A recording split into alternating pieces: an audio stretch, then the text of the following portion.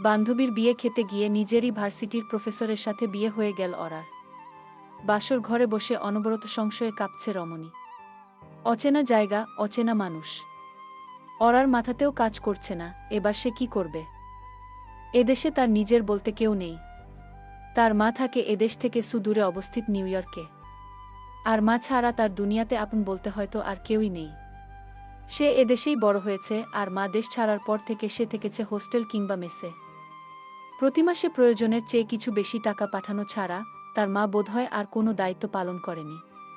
অথচ জীবনের এত বড় গুরুত্বপূর্ণ এক সময়ে সে তার মাকেও জানাতে পারেনি যে তার জীবনের সাথে আজ কি ঘটে গিয়েছে। ঘটনাটা ঘণ্টা কয়েক আগের। অরা তার স্কুল লাইফের এক প্রিয় বান্ধবীর বিয়েতে সিলেটের সুনামধন্য এক বাড়িতে এসেছিল দুদিন আগেই। সবকিছু ঠিকঠাকই চলছিল।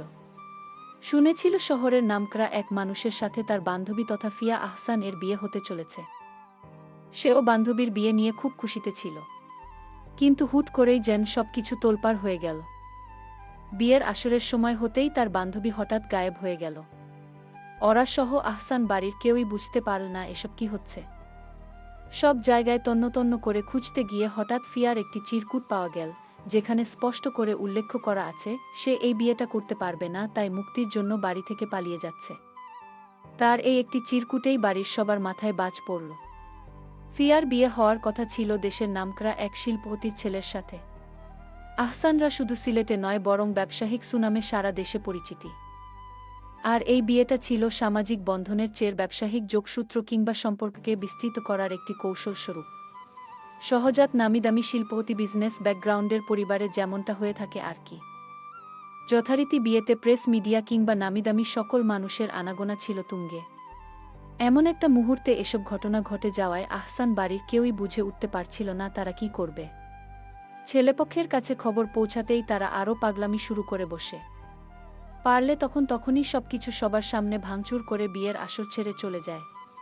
সে না হয় বিয়ে নাই হলো, সম্পর্ক প্রশস্ত করতে গিয়ে পুরোপুরি ভেঙেই গেল। ছেলেপক্ষের বর তো এই বিয়ে করতে একদমই নারাজ, কিন্তু প্রেস মিডিয়ায় এই খবর ছড়িয়ে গেলে তখন কি হবে? আহসান ইন্ডাস্ট্রির সব মানমর্যাদা ধুলোয় মিশে যাবে। ঠিক তখনই আবেগের বলির পাঠা হয়ে গেল অরা।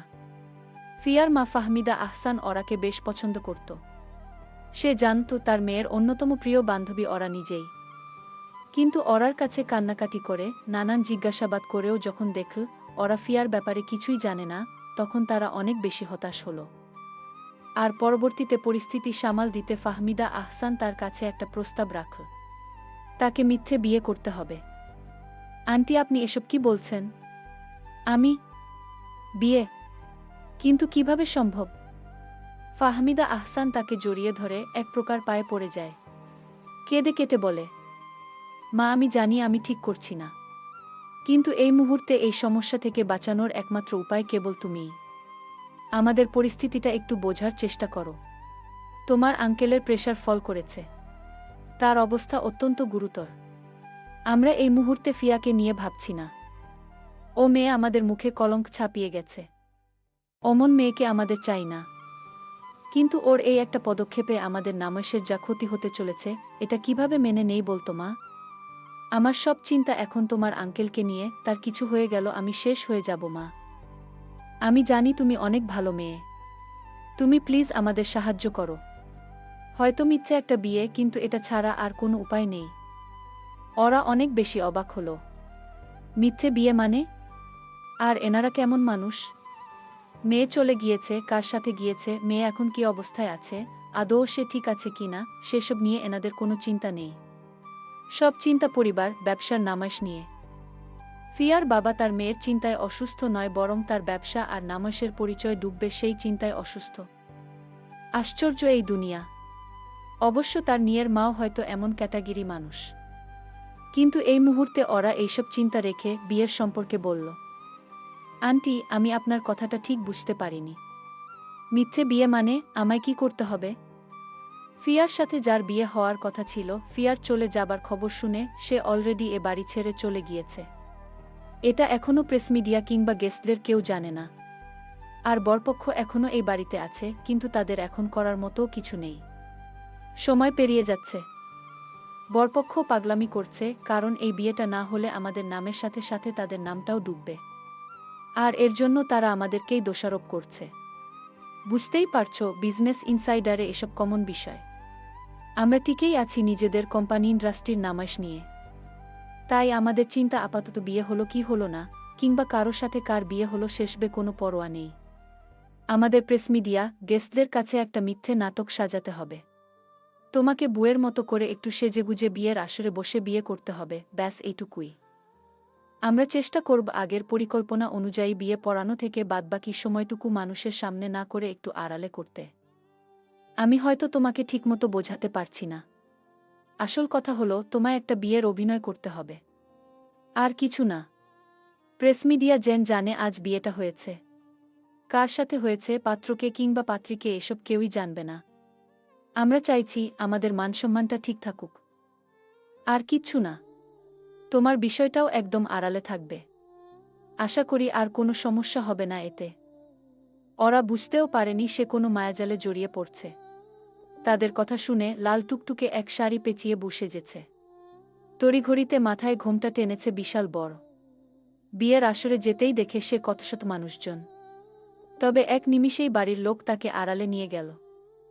বউয়ের কনে ভীষণ ক্লান্ত, তাই বিয়েটা একটু নির্জনে হবে। যথারীতি কাজই এলো, বিয়ে পড়ানো হলো। সবকিছু একটা পরিপূর্ণ বিয়ের মতো করেই হলো। বাহিরের সবাইও জানো বিয়েটা সত্য, অথচ বাড়ির ভেতরের গুটি কয়েকের মাঝে চাপা পড়ল এই বিয়েটা মিথ্যে বলে। সবকিছু ভাবতে ভাবতেই ওরা ক্লান্তিতে চোখ বুজল। ভারী ভারী দুবার শ্বাস ফেলে আবারও চোখ খুলল। আশেপাশে নজর বুলিয়ে নিল একবার। সাধারণত কনের বাড়িতে বাসর সাজানো হয় না, কিন্তু এই বাড়িতে হয়েছে। সবাই জানে বরপক্ষ বউ নিয়ে চলে গেছে, অথচ তবুও কারা এখানে বাসর ঘর সাজিয়ে রেখেছে। চারপাশে বেলিফুল, গোলাপ আর রজনীগন্ধার ছড়াছড়ি। অথচ সবকিছুই ওরার প্রচণ্ড অসহ্য লাগছে। সে এই ভারী শাড়ি অর্নামেন্টে সে বারবার অস্থির হয়ে উঠছে। ওরা এই সিলেটেরই মেয়ে, বর্তমানে সে অধ্যয়নরত সিলেটের একটি নামকরা প্রাইভেট বিশ্ববিদ্যালয়ের প্রথম বর্ষে। যতদূর মনে আছে, সিলেটের সবুজ শ্যামল পরিবেশেই তার বেড়ে ওঠা। অষ্টাদশী ওরার কিছু বিশেষত্বও আছে। তার চোখ জোড়া হলো হ্যাজেল রঙের।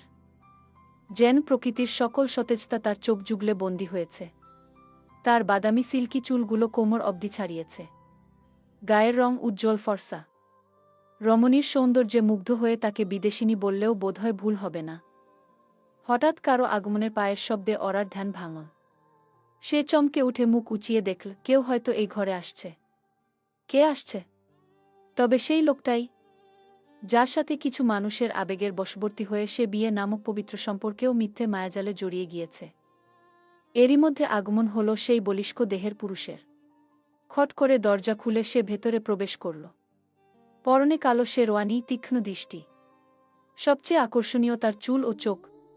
কাঁধ পর্যন্ত এলোমেলো ঝাঁকড়া চুল ও অদ্ভুত সৌন্দর্যময় দ্বিবর্ণের নীলবাদামি দুচোখের অধিকারী সে। ওরা ঘোমটার আড়াল হতে নজর উঁচিয়ে দেখল তাকে। এই মানুষটাকে সে আগেও দেখেছে। পুরো ভার্সিটির সর্বত্রে তার গুণগান চলে। কে চেনে না এই মানুষটাকে? ইত্তিক সানাল।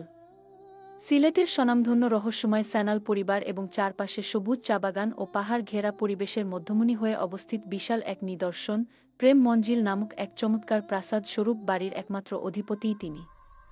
তবে সে ওরার মতো সিলেটের স্থায়ী বসবাসকারীর মাঝে কেউ নয়। এই শহরে তার পরিবারের বেশ নামডাক থাকলেও সে নাকি বহু বছর আগে থেকেই বিদেশে থাকে। এই তো মাস খানেক আগেই দেশ থেকে ফিরে সে তাদের ভার্সিটিতে গেস্ট প্রফেসর হিসেবে জয়েন করেছে, অথচ বয়সও তার খুব একটা বেশিও না হয়তো। লম্বাচড়া বলিষ্ঠ দেহ আর চেহারা সৌন্দর্যে তো তাই মনে হয়।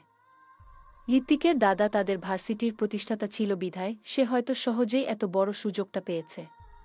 লোকমুখের কথা শুনে এর চেয়ে বেশি ওরা তার সম্পর্কে বিশেষ কিছু জানে না। কিন্তু ওরার জীবনের সাথে এটা কি ঘটে গেল, প্রফেসর হয়েও ভার্সিটির সকলের ক্রাশ কিংবা শহরের নামকরা এক মানুষের সাথে তারই এমন মিথ্যে বিয়ের সম্পর্ক। আর তার চেয়েও বড় কথা, বিয়ের পাত্র তো ইনি ছিলেন না। ঋত্বিকও এই বিয়েতে এসেছিল প্রধান গেস্ট হিসেবে। তাহলে তাকেও কি তার মতো করেই এই মিথ্যে বিয়ের সম্পর্কে রাজি করানো হয়েছে? তেমনটা হলে উনার মতো কঠোর ব্যক্তিত্বের মানুষটাও এমন মিথ্যে বিয়ের জন্য রাজি হয়ে গেল। আশ্চর্য! ঋত্বিক ক্রমশই ওরার দিকে এগিয়ে আসে।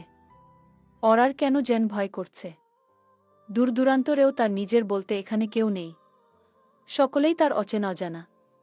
সবাই বলছে এই বিয়েটার কোনো মূল্য নেই, এই বিয়েটা মিথ্যে, অথচ বিয়ের কার্যক্রম হতে সবকিছুই হয়েছে সঠিক নিয়মনীতি মেনে। না না, সে কি হিসেব মেলাতে চাইছে, চিন্তায় চিন্তায় পাগল হয়ে গিয়েছে সে। এই বিয়েটা সম্পূর্ণ মিথ্যে। আই হোপ আমাদের মাঝে এটা নিয়ে পরবর্তীতে কোনো ঝামেলা হবে না। গুরুগম্ভীর হাস্কি স্বরে ঋত্বিক বলল। ওরা অজান্তেই কেন যেন কিছুটা শিউরে উঠল। চোখমুখ চুপসে মাথা ঝাঁকিয়ে আওড়াল। জিবি। ঋত্বিক আর ওরার মাঝের দূরত্বে মাত্র দুহাত তফাত। ওরা মনে মনে ভাবল মানুষটা আসলেই হয়তো অনেক স্ট্রিক্ট। ভার্সিটিতে তার ডিপার্টমেন্ট দুদিন ক্লাস নিয়েছে, এত গম্ভীর্যতা বজায় রাখে যে স্টুডেন্টরা ঠিকমতো শ্বাস নিতেও ভুলে যায়। এত গম্ভীর মানুষ দুনিয়ায় আর দুটো আছে কিনা কে জানে। তবে একটা দিক থেকে কিছুটা স্বস্তি পেল ওরা। ঋত্বিক তার ভার্সিটিতে এসেছে সেশনাল প্রফেসর হিসেবে। অর্থাৎ আর 2 মাস পরেই সে হয়তো বিদেশে ফিরে যাবে। এমনটাই তো শুনেছিল সে। সেক্ষেত্রে এসব বিয়ের ঝামেলা নিয়ে আশা করা যায় ভবিষ্যতে কোনো ঝামেলা হবে না। এমনিতেও এই লোক নাকি দেশে একদমই আসে না। যদি সে দেশেই না থাকে, তার সাথে ভবিষ্যতে আর কখনো দেখাই না হয়, তাহলে এত চিন্তার তো কোনো কারণই নেই। What's your name? আবারও সেই গম্ভীর হাস্কি স্বরে ওরার ধ্যান ভাঙ্গল। ঋত্বিক তার নাম জানতে চাইছে। ও হ্যাঁ, সে তো মনে হয় তার নামটাও জানে না। কি আশ্চর্য, একটা জলজ্যান্ত মানুষের সাথে তার বিয়ে হয়ে গেল, অথচ সে মানুষটা তার নাম পরিচয় কিছুই জানে না। অবশ্য ঋত্বিক যে আগ বাড়িয়ে তার নাম জিজ্ঞেস করেছে, এতেই সে কিছুটা অবাক হল। সে হয়তো এটাও জানে না যে সে তারই ভার্সিটির স্টুডেন্ট। ওরা আর দেরি না করে স্মিথ স্বরে বলল। অরোরা উইন্টার্স। কিন্তু সবাই আমায় ওরা বলেই ডাকে। ওরা ভাবল আরও কিছু বলা যায় কিনা। নয়তো উনি তার নাম শুনে এটাও ভাবতে পারে সে আবার খ্রিস্টান কিংবা অন্য ধর্মের কিনা। কেননা এমনটা অনেকেই মনে করে। তবে এই মুহূর্তে ওরাকে কিছুটা অবাক করে দিয়ে ঋত্বিক অদ্ভুত এক প্রতিক্রিয়া জানাল। ফর্সা গম্ভীর মানুষটা চোখে কিছুটা বিস্ময়ের ছাপ দেখতে পেল সে। কিন্তু কেন? তার নাম শুনে নাকি ভিন্ন কোনো কারণ? অবশ্য ভিন্ন কোনো কারণ কেনই বা হবে? সেসব না ভিন্ন কথা। কিন্তু হুট করে বিস্ময়ে চাপা পড়া দ্বিবর্ণের নীলবাদামি চোখ দুটোর পাশাপাশি হঠাৎ ঋত্বিকের কণ্ঠস্বর হতে প্রশ্নসূচক স্বরে অস্ফুটে বের হল। উইন্টার্স। ঋত্বিকের কণ্ঠস্বর অত্যন্ত ক্ষীণ হলেও তার দ্বিতীয়বার এই পদবি উচ্চারণ করাটা কিছুটা রহস্যময় শোনাল। এটা তো ওরার মায়ের পদবি। আচ্ছা, ঋত্বিক কি তার মাকে চেনে? হতেও পারে, তার মায়ের নাকি দেশবিদেশে বিজনেসের সুবাদে বেশ নামডাক রয়েছে, কিন্তু সেসব নিয়ে ওরার কোনো কালেই বিশেষ আগ্রহ দেখা যায়নি। এমনকি কয়েক বছর ধরে তার মা বারবার তাকে বলছিল দ্রুত তার কাছে চলে যেতে, নয়তো একটা ফরেনার ছেলে দেখে বিয়ে করে নিতে, কিন্তু স্বাধীনচেতা ও দেশভক্ত মেয়ে হওয়ায় ওরা তা কখনোই করেনি। এখনও যেমন সে এই বিয়েটাকেও ন্যূনতম গুরুত্ব দিচ্ছে না। কিন্তু কোথায় কিছু একটা বারবার যেন বাধা হয়ে দাঁড়াচ্ছে। ওরার এসকল ভাবনার মাঝেই হঠাৎ ঋত্বিক বলল, আমাদের এই বিয়ের বিষয়ে বাহিরের কেউ যেন কখনো কিছু না জানতে পারে। নয়তো এর ফল একদমই ভালো হবে না। Neither do I know you, nor do you know me. There is no relationship between us. বান্ধবীর বিয়ে খেতে গিয়ে নিজের ভার্সিটির প্রফেসরের সাথে ওরার অয়াচিত বিয়ের ঘটনার পর আজ 9টা মাস পেরিয়ে গেছে। বিয়ের পর আর কখনো সে প্রফেসর ঋত্বিক সানালের দেখা পায়নি। তাকে ভার্সিটিতেও আর খুঁজে পাওয়া যায়নি। কিছুদিন পরই জানতে পেরেছে ঋত্বিক নাকি দেশ ছেড়ে চলে গিয়েছে। অবশ্য এসব নিয়ে ওরার তেমন মাথা ব্যথা নেই। ঋত্বিকের চলে যাওয়ার খবর শুনে সে যেন আরও বেশি স্বস্তি পেয়েছে। কেউ তো তাদের বিয়ের ঘটনাটা জানে না, কিন্তু ঋত্বিককে প্রতিবার প্রফেসর রূপে নিজের ক্লাসে দেখতে তারই প্রচণ্ড অস্বস্তি হতো। ওদিকে আহসান বাড়ির লোকজনও বিষয়টা প্রেস মিডিয়ার সামনে এতটা কৌশলে কভার করেছে যে সে নিজেও প্রচণ্ড অবাক। বিয়ে হলো, আয়োজন হলো, অথচ সবাই জানল আহসান বাড়ির মেয়ে ফিয়া আর শহরের নামকরা শিল্পপতির ছেলের সাথেই একে অপরের বিয়ে হয়েছে। অথচ বাস্তবতাটা ছিল সম্পূর্ণ ভিন্ন। সবশেষে ওরা এখন সম্পূর্ণ নিশ্চিন্তায় দিন কাটাতে। এই কয়েক মাসে তার জীবনে অনেক কিছু বদলেও গিয়েছে, কিন্তু ওরা যেমন ছিল অমনি আছে। ওরার জীবনের বিশেষত্বের মাঝে একটা অদ্ভুত বিষয় আছে। মেয়েটা তার জীবন নিয়ে বেশ বেখেয়ালি। এই যেমন স্বাধীনচেতা ও দেশভক্তির পাশাপাশি তার বিয়ের প্রতি ঢের অনীহা আছে। যে কারণে মাস কয়েক আগে পরিস্থিতির চাপে মিছেমিছি একটা বিয়ে করতে তার দুবার ভাবতে হয়নি। কারণ ওসবের সবকিছুই ছিল তার কাছে মূল্যহীন। আর এখন সে তার আগের জীবনে ফিরে গিয়ে নিজের মতো দিন শান্তিতে দিন কাটাচ্ছে। ভার্সিটি থেকে বাড়ি, বাড়ি থেকে ভার্সিটি, সময় পেলেই চা বাগানে ঘোরাঘুরি, বান্ধবীদের সাথে আড্ডা। এসব মিলেই তার দিন কাটছে। কিন্তু নিয়তিতে কি লেখা আছে তা কি আর মানুষ আগে থেকে জানতে পারে? ঠিক অরার এই সাদাসিধা জীবনেও অতীত আর ভবিষ্যৎ মিলিয়ে নিয়তি এক নতুন খেলা সাজাতে মত্ত ছিল, যার মায়াজাল থেকে অরা আদৌ কখনো নিজেকে বাঁচাতে পারবে কিনা এটা তো কেউ জানে না। আমি কোনো বুড়ো আর্মি অফিসারকে বিয়ে করতে পারবো না। ইচ্ছে হয়তো তুমি নিজে বিয়ে করো, মা। সকাল সকাল মেয়ের মুখ থেকে এমন শুনে রীতিমতো ভরকে গেল অ্যানা উইন্টার্স। ধমকের সুরে সে বলে উঠল, অরা, মুখ সামলে কথা বলো। বেয়াদ্দপ মেয়ে কোথাকার। অরা ক্ষণিকের জন্য দমে গেল। চাপা স্বরে বলে উঠল, সরি, কিন্তু সত্যিই আমি এখন কোনো বিয়ে টিয়ে করতে চাই না। প্লিজ আমাকে শান্তিতে বাঁচতে দাও। মেয়ের কথা শুনে অ্যানা বলল, আমি তোমার ভালোর জন্যই বলছি, ছেলেটা খুবই ভালো। তার সাথে তোমার বিয়ে হলে তুমি অনেক সুখী হবে গু। অ্যানার কথা শেষ হলো না, তার আগেই অরা ফোনটা কেটে দিল। অরোরা উইন্টার্স, কিংবা ডাক নাম তার অরা।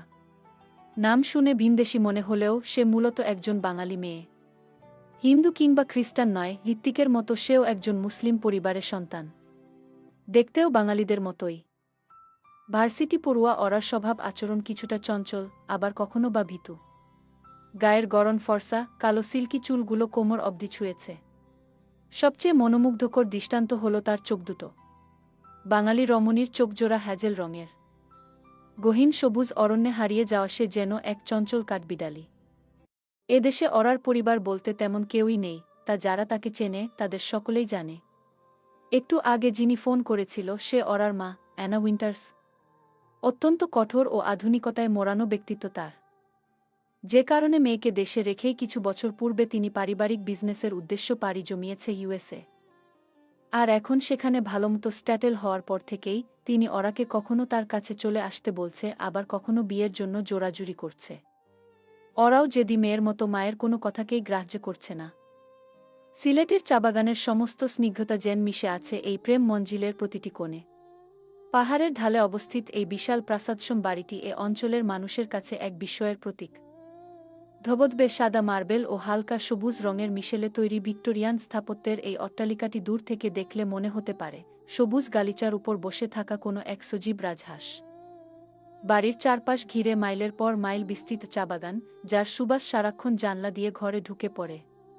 জাঁকজমকপূর্ণ এই বাড়িতে ঝাড়বাতি, দামি আসবাব, বাড়ির সম্মুখ হতে গ্যারেজে সাজিয়ে রাখা নামিদামি গাড়ি কিংবা আভিজাত্যের অভাব নেই, অভাব শুধু মানুষের কলরবের। অরা ছাড়া এই বিশাল সাম্রাজ্যে প্রাণ বলতে কেবল দুজন ছায়াসঙ্গী আর অনিয়মিত আশায় করা এক খালা। গল্পের প্রথম পর্বে কিছু সংশোধন করা হয়েছে। অরা হোস্টেলে নয়, প্রেম মঞ্জিলে থাকে। আমার পুরনো পাঠকরা জানেন এই গল্পের কিছু বিশেষ টুইস্ট আছে, তাই ধৈর্য ধরুন। ছোটবেলা থেকেই এই নিঃসঙ্গ আভিজাত্যের মাঝে বড় হয়েছে অরা। বাবার অকাল মৃত্যু আর মায়ের ব্যবসায়িক ব্যস্ততা তাকে এক অদ্ভুত একাকিত্বের সাথী করে তুলেছে। অ্যানা উইন্টার্স যখন ব্যবসার প্রয়োজনে বিদেশে থিতু হলেন, অরার কাছে এই প্রেম মঞ্জিল তখন থেকেই এক গোলকধাঁধা। মায়ের প্রতি তার রাগ হয় না, বরং এক গভীর হতাশা কাজ করে, যেখানে অঢেল সম্পদ থাকলেও মায়ের হাতের স্পর্শটা বড্ড দুর্লভ। অরা এখন ভার্সিটির দ্বিতীয় বর্ষের শিক্ষার্থী। সিলেটে এক নামী প্রাইভেট বিশ্ববিদ্যালয়ে পড়াশোনা করছে সে। তার চঞ্চলতা যেমন আছে, তেমনি একা থাকার অভ্যাসে মনের গভীরে এক চাপা ভয়কেও সে জয় করতে শিখেছে। আজ সকালে ভার্সিটির ক্লাস আছে। অরা আয়নার সামনে দাঁড়িয়ে নিজেকে একটু গুছিয়ে নিল। পরনে তার একটি হালকা সবুজসাদা রঙের কুর্তি, ওড়নাটা আলতো করে একপাশে ঝুলিয়ে নিয়েছে। কোমর অবধি ছুঁয়ে পড়া কালো রেশমি চুলগুলো টেনে একটা বড় খোপা বেঁধে তাতে কাঠের কারুকাজ করা একটি কাঠি গুজে দিল। আয়নায় প্রতিফলিত হওয়া নিজের হ্যাজেল রঙের চোখজোড়ায় এক চিলতে আত্মবিশ্বাস ঝিলিক দিয়ে উঠল। সিঁড়ি দিয়ে নিচে নামতেই সুস্বাদু খাবারের ঘ্রাণ অরার নাকে এল। নিচতলার বিশাল ডাইনিং টেবিলটা খাবার দিয়ে সাজাচ্ছে ইকরা। ইকরা এই বাড়ির পুরনো গার্ড ইকবাল সাহেবের মেয়ে। মা নেই বলে ইকবাল সাহেব অরার মা অ্যানার অনুমতি নিয়েই মেয়েকে এই বাড়িতেই রেখেছেন। ইকরা অরার সমবয়সী হলেও স্বভাবে খুবই নরমসরম আর লাজুক। অরার চঞ্চলতার বিপরীতে ইকরা যেন শান্ত এক নদী। এরই মধ্যে রান্নাঘর থেকে বেরিয়ে এলেন হায়া খালা। তিনি অরার কোনো এক দূরসম্পর্কের আত্মীয়া, কিন্তু এই বাড়ির দেখভালের দায়িত্বটা তিনিই সামলান। মাঝে মধ্যে নিজের বাড়িতে গেলেও বেশিরভাগ সময় এই প্রেম মঞ্জিলেই থাকেন তিনি। অরা সিঁড়ি দিয়ে নামতে নামতে চটুল স্বরে বলে উঠল, কি ব্যাপার ইকরু রানী? আজ কি কোনো বিশেষ আয়োজন? সুগন্ধে তো আমার পেট এখনই ভরে যাচ্ছে। ইকরা লাজুক হেসে নিচু স্বরে বলল, তোমার পছন্দের আলু ভর্তা আর মচমচে ইলিশ ভাজা করেছি আপামনি। খালা সাহায্য করেছে খুব গু। হায়া খালা হাতের খুন্তিটা মুছতে মুছতে হাসি মুখে বলল, মেয়েটা সকাল থেকে তোমার জন্য রান্নায় মন দিয়েছে। এসো খেয়ে নেও, দেরি হলে আবার ভার্সিটির ক্লাস মিস হতে পারে কি। অরা চেয়ার টেনে বসল। সে কখনোই ইকরাকে কাজের মেয়ে হিসেবে দেখেনি, বরং ইকরাই তার এই বিশাল নিঃসঙ্গ বাড়িতে একমাত্র বন্ধু। অরা ইকরার হাত ধরে টেনে পাশের চেয়ারে বসাল। একা একা কি গেলা যায় নাকি? তুমিও বসো ইকরা, আমরা একসাথেই খাবগু। ইকরা কিছুটা কুণ্ঠাবোধ করলেও অরার জেদের কাছে হার মানা। হায়া খালা একপাশে দাঁড়িয়ে তৃপ্তির হাসি হাসল। ডাইনিং রুমের বড় কাচের জানলা দিয়ে বাইরের সবুজ চা বাগান স্পষ্ট দেখা যাচ্ছে। রোদের ঝিলিক এসে পড়ছে খাবারের থালায়। অরা এক লোকমা ভাত মুখে দিয়ে তৃপ্তির নিঃশ্বাস ছাড়ল। এই ছোট ছোট মুহূর্তগুলোই তাকে শক্তি দেয় মায়ের কঠোরতা আর একাকিত্বের বিরুদ্ধে লড়াই করার। খাওয়া শেষ করে অরা উঠে দাঁড়াল। ব্যাগটা কাঁধে নিয়ে সে যখন ইকরার দিকে তাকিয়ে মজার ছলে একবার চোখ টিপল, তখন মনেই হল না যে এই মেয়েটা এক বিশাল একাকিত্বের মাঝে প্রতিনিয়ত দিন পার করে। ভার্সিটির গেটে পা রাখতেই অরার চিরচেনা সেই চঞ্চলতা ডানা মেল। প্রেম মঞ্জিলের নিস্তব্ধতা পেছনে ফেলে সে হয়ে উঠল জীবন্ত কোলাহলের অংশ। ক্লাসরুমের করিডোর দিয়ে হাঁটার সময় তার কুর্তির প্রান্ত বাতাসে দুলছে, আলগা হয়ে খুলে পড়া খোপার চারপাশে অনবরত ছোট ছোট চুলগুলো বাতাসের দোলে উঠছে। অরার বন্ধুদের আড্ডা মানেই এক চিলতে ঝড়। রোদেলা আর তনবি, এই দুজন এখন তার ছায়াসঙ্গীর মতো। তনবি সবসময় অরাকে খেপাতে ব্যস্ত, আর রোদেলা হলো অরার সব গোপন কথার ঝুড়ি। কি রে অরা, আজ তো তোকে দেখে মনে হচ্ছে যেন সরাসরি আকাশ থেকে হুড়পড়ি নেমেছে। তনবির রসিকতায় অরা কৃত্রিম রাগ দেখিয়ে বলল, বেশি কথা বলিস না তো, এমনিতেই মেজাজটা আজ কিটকিটে হয়ে আছে গি। রোদেলা কপালে ভাঁজ ফেলে জিজ্ঞেস করল, কেন রে? আবার আন্টি ফোন করেছিল? অরা একটা দীর্ঘশ্বাস ফেলে ঘাসের উপর বসে পড়ল। তারা? হুম, এবার তো এক ধাপ এগিয়ে পাত্র ঠিক করে ফেলেছে। এক আর্মি অফিসার। মম চায় আমি সিলেটে বসেই নাকি বিয়ের কেনাকাটা শুরু করি, তারপর সেই অফিসারের ঠ্যাং দুটো ধরে তার কাছে চলে যাই। ভাবতে পারছিস আমাকে দেশ থেকে সরানোর কত বড় মাস্টার প্ল্যানিং? ধিগি ধিগি জ্বালা বুকের মাঝে প্রেমের ফাগুনে গলে যায় মন মোমের মতো হৃদয়ের আগুনে।